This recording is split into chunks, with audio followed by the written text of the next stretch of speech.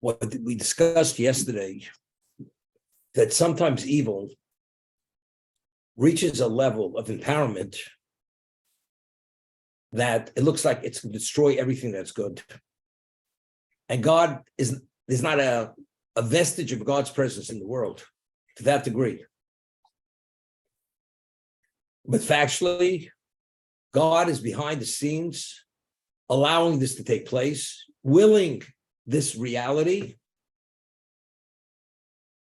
And because ultimately, but if the world was created within the context of justice, and the world has to have a worthiness, there's no worthiness. So we have mentioned many times, God is bound to this, is not bound to any system. And God's chesed, which even chesed means even that you're undeserving. He's not discriminating who he accommodates. Even the world that's undeserving, because he wants the world to continue, because ultimately in the future, it will have value. He maintains it till that point. I'll give you an example. A person is running a business. He's hemorrhaging money. That's how bad things are. But he keeps putting in good money after bad money. People say it doesn't make sense.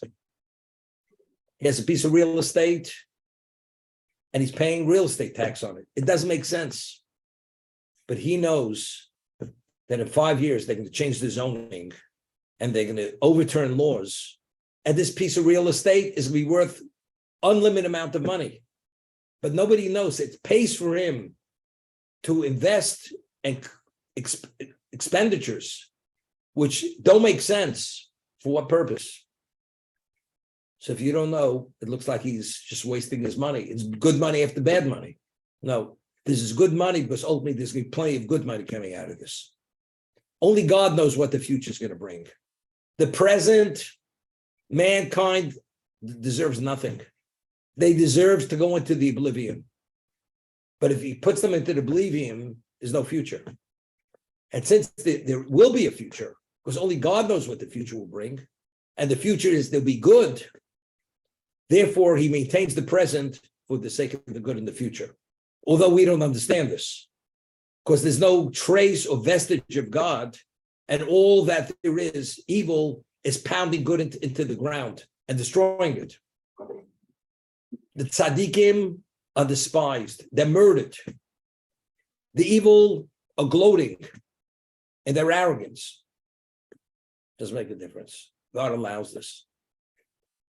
Why? Because there's not enough good to counter that evil. That's a consequence of the evil not having anything to counter it. So why maintain it? Chesed, just do chesed for this. Doesn't make sense. It has to be God. It has to be worth God's while to do it. Because ultimately there will be a good. Now, we've mentioned a number of times the world doesn't exist for 6,000 years. If I divide up the different eras of existence, how would I divide it up? So the Gemara says, the Talmud says, the first 2,000 years of existence are called tohu vavohu. Tohu. We read at the beginning of creation, the world was unformed in a chaotic state. And then he began forming it. The first 2,000 years of existence was chaotic. People were pagans. They worshiped deities. They were involved in adultery, incense, idolatry, bestiality, murder, the worst. Doesn't make sense. There's no rhyme or reason to this existence. That was the first 2,000 years of existence. And God destroyed the world with Noah. And after the world comes back, what happens for the next 10 generations? Right back into the same cesspool. Same putrid, infectious spiritual waste. Generated going full force. But that's still within the first 2,000 years. One was Avram Avinu born. Avram, very easy to remember, especially if you're a Zionist. Avram was born 1948 from creation. Okay, that's when Avram was born. Avram wasn't born a monotheist. He was born in a pagan world. When year 2000 hit, Avram already was on his trek of monotheism, disseminating monotheism. The next 2,000 years, you know what those years are called? They're called Torah. Torah was introduced to existence. Now the world functions differently. Until first 2,000 years, it's chesed. The world had no worthiness. God was putting good money after bad money, chesed. The people existed at that moment deserved nothing because they were evil. Evil at the most extreme level. Give you an example. The Tower of Babel.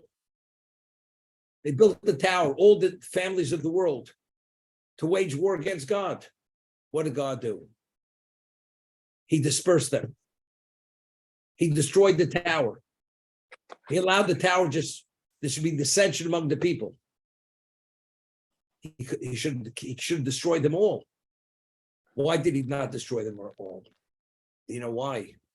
So Rashi cites the Midrash because there had to be an Avram who was going to be born. Avram was a descendant of the son of Shem, who was one of the sons of Noach. That's why God did not destroy them. By the Tower of Babel, he should have destroyed them all. He did not, because he would have, there wouldn't be an Avram in the future. So since there has to be an Avram, which is Torah, which is the objective of creation, therefore God did not destroy them. So he allowed the 70 nations to be, because from one of those 70 people, what's going to be the outgrowth? A 71st nation. Who's the founding father of the 71st nation? Avram is the founding patriarch of the Jewish people. So that's Torah. Once Avram comes on the scene, it's a whole different relationship with the world. And Avram, why did God not destroy the world? It says. Avram received reward, the equivalent of all the 10 generations that failed, because he was able to pick up the slack. Rabbeinu Yonah explains. What they failed spiritually, he himself in his own right was able to make that up. Therefore, the world had purpose. So it's no longer chesed. The world has innate value because Avram, this is the era of Torah for 2,000 years. The last 2,000 years of existence is called Yemos HaMashiach. Yemos HaMashiach means the last 2,000 years, from the year 5,000 through 6,000, that's when Mashiach could come at any moment. Mashiach could have come 1,000 years ago. Why didn't he? You know why? Because we weren't worthy. But if we would have been worthy, he would have come sooner. The first 4,000 years, he wasn't meant to come.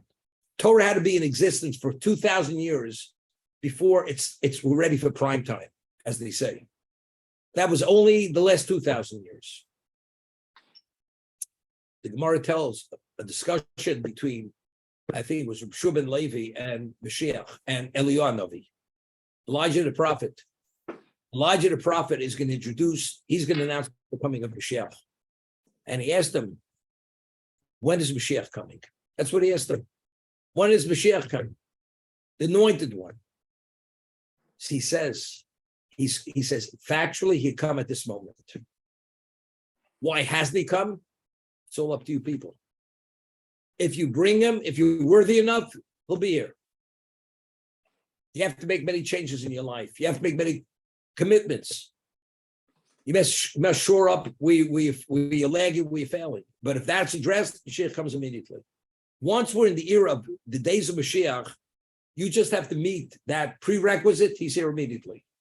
The first 4,000 years, those years that were classified as tovavo, chaotic, or the 2,000 years of Torah, he wasn't meant to come during those years. But now, in the time of the Amorod period, which is the last 2,000 years of the world, he could come. It's up to us. There's a famous story. It's an interesting story. You know, rabbis, or I should say the word rabbonim, rabbis who were what we call Torah sages. They never had an easy time with their constituents. What we call balabatim. Never had an easy time. And The father of Chaim Brisker, he was known as the Beis HaLevi, and he was the chief rabbi in a community called Slutsk. In Lithuania or Latvia, there was a community called Slutsk, and he was the rabbi there. And he had wealthy members, constituents of the community. In a wealthy man, he believes he's the closest thing to God, and he has a right to dictate to the rabbi. Although he's not fit to shine the rabbi's shoes, but because of his success, material success, he believes he's what he is.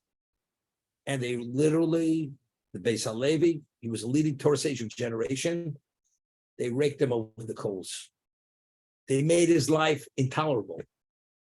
Whatever he wanted, they said, we'll do it differently. Eventually, what did he do? He resigned from the position, and he swore off the rabbinate, swore it off. He will never, ever go back to be a rabbi in the community. Because this is just the ilk of the balabatim, of the constituents. That's what they treat the rabbis.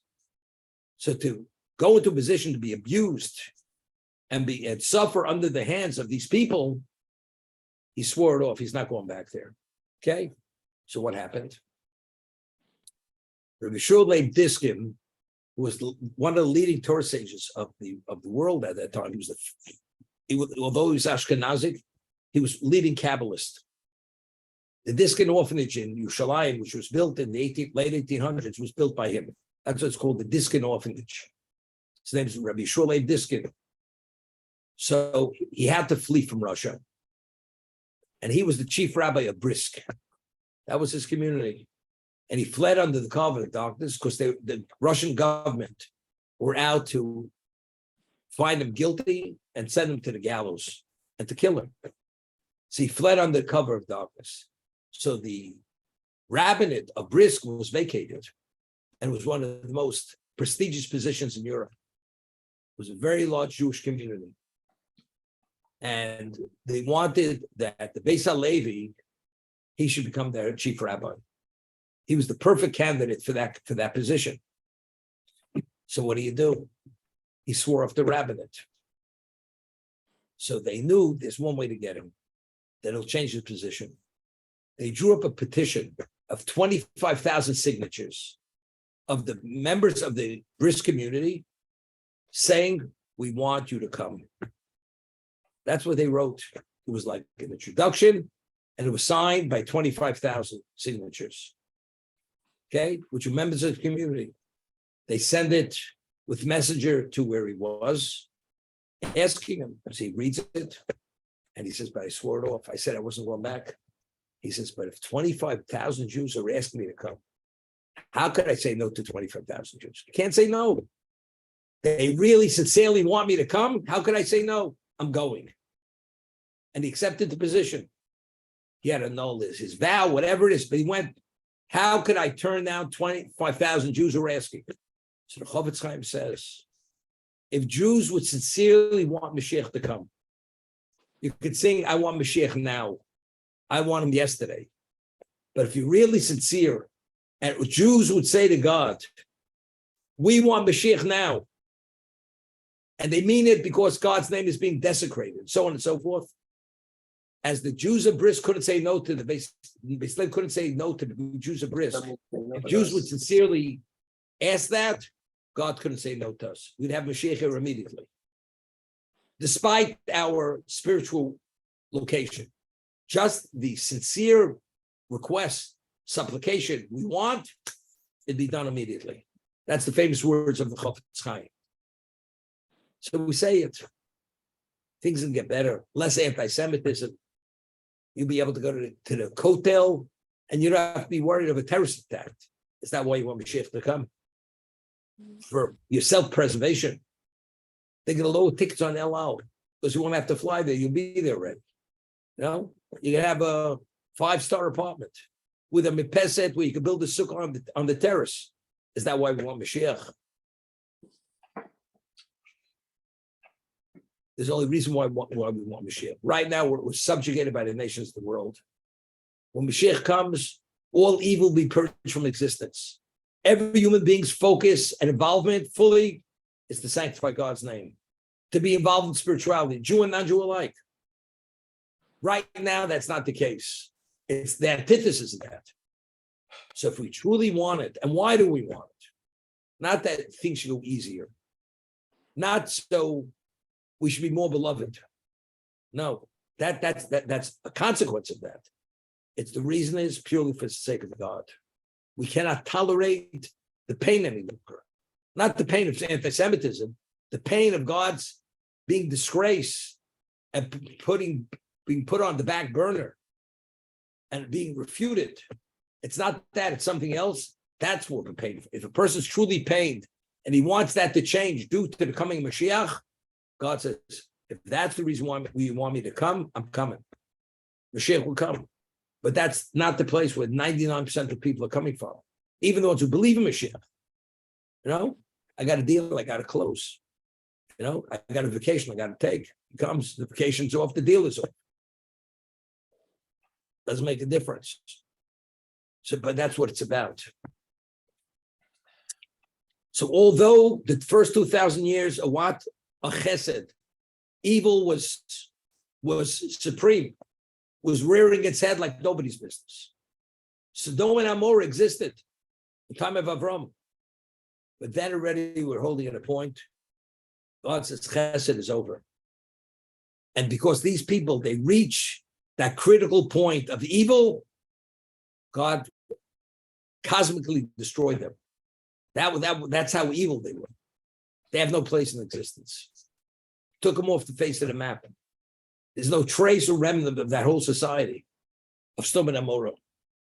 Korach, in terms of what he tried to do, to usurp Moshe's authority, which Moshe represents the objective and the value of existence. All good. If Korach would have succeeded, what would have been? We're back to square one. Back to square one, never go beyond that. You know what God does? As he cosmically destroyed Sodom and Amorah, because they reached that critical point of evil, these people, in terms of what they wanted to do and what they nearly succeeded to do, the swallow up in the ground, there's not a trace of their existence. Same way, exactly. Because what he tried to do was to put good in jeopardy. Because the only basis to guarantee good is only the Torah itself. And the moment you usurp and you refute Moshe's authentic representation, the world is over. The world has no purpose anymore. That's the understanding.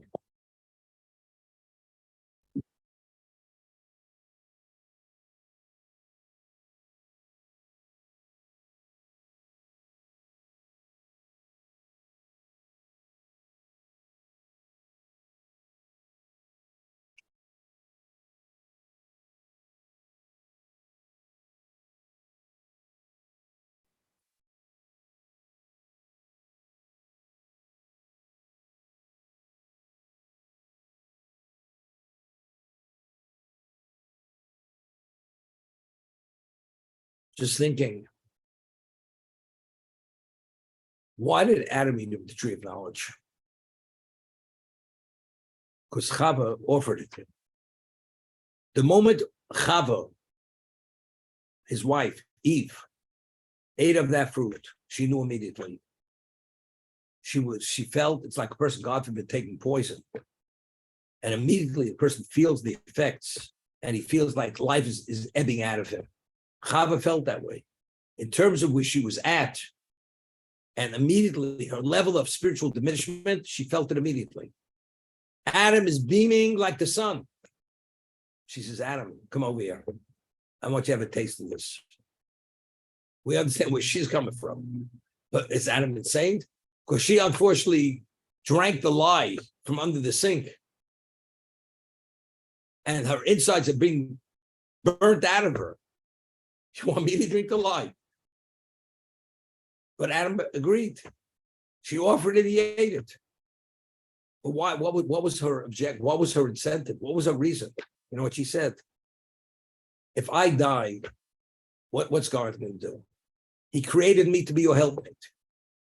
So I'm going to die. He'll create another wife for you. You know something? If I, your wife, are dying, you're coming with me. We're going to the grave together. That's what she said to him. And he says, you know something? I'll eat it. This is the most perfect creation. I mean, how foolish could you be? If God forbid, if it would be between a spouse, excuse me, sorry. I don't know, would a person agree to it? A woman is baking and she gets her hand caught in the mix master and she loses use of her hand. She just tells her husband, you know something, now that I'm handicapped, I want you to be handicapped. You know something, it's unfortunate, but it doesn't make sense. So why did he eat it? The reason why he agreed is because he was the cause of her failing.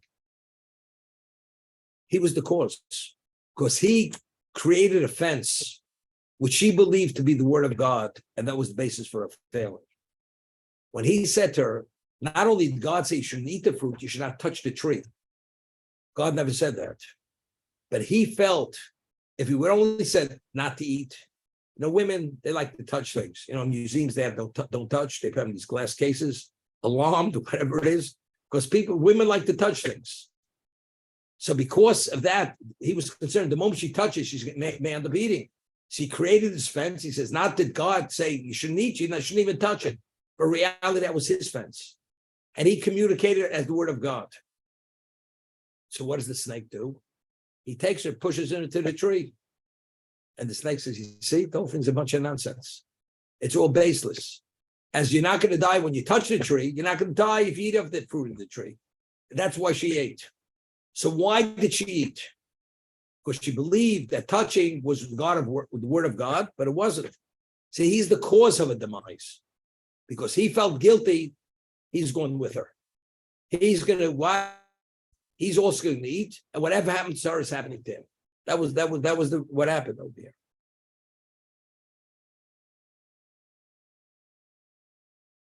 Adam now is no longer the spiritual father of mankind. He's the biological father of mankind. He's no longer to generate that level of clarity and holiness because of what he is. He's now in the dustbins of history regarding of his spiritual value. He will not impact on mankind any longer. Adam lived till 930 years. The world went off the cliff already. If you have the patriarch of existence, Adam, the creation of God, how do you people behave this way? They totally ignored him. He did not have any effect or impact on them. To be continued.